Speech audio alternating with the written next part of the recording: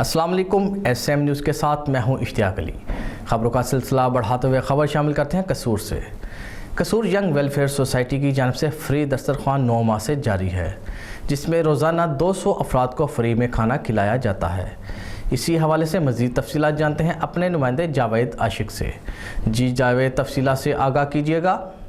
जी बिल्कुल, इस वक्त मैं मौजूद हूँ कसूर रेलवे स्टेशन पर। यहाँ पे यंग वेलफेयर के तहफ़्फ़ुज़ सोसाइटी की जानिब से डेली बेस पे फ्री दस्तरखान लगाया जा रहा है। तो हमारे पास कुछ शहरी मौजूद हैं जो यहाँ डेली का खाना खाने के लिए आते हैं। उनसे बात करते हैं कि खाने का म्यार कैसा है और वो क्या कहना चाहते हैं नौजवानों के हवाले से डेली बेस पे यहाँ खाना लेकर आते हैं। अस्सलाम वालेकुम चाचा जी।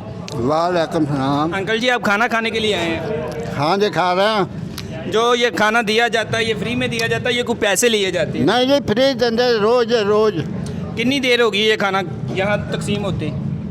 काफ़ी चेरी हो गया। काफ़ी देर होगी। हाँ, तो खाने का म्यार कैसा है? बड़ा सोना देंगे बड़ा। कसूर यंग वेलफेयर सोसाइटी की जानब से कसूर रेलवे स्टेशन पर 9 माह से फ्री दस्तरखान जारी है। यंग वेलफेयर सोसाइटी के चेयरमैन मियां उमर शरीफ और वाइस चेयरमैन जर्नलिस्ट सरदार जवेद आशिक डोगर ने मीडिया से बात करते हुए कहा कि हमें खुशी है कि अल्लाह ताला ने अपनी मखलूक की खिदमत के लिए हमें चुना, जो कि ये अहम पर अल्लाह का करम है। अगर हर आदमी लोगों की मदद करने को अपना फरीदा समझ ले तो कोई गरीब भूखा नहीं सोएगा।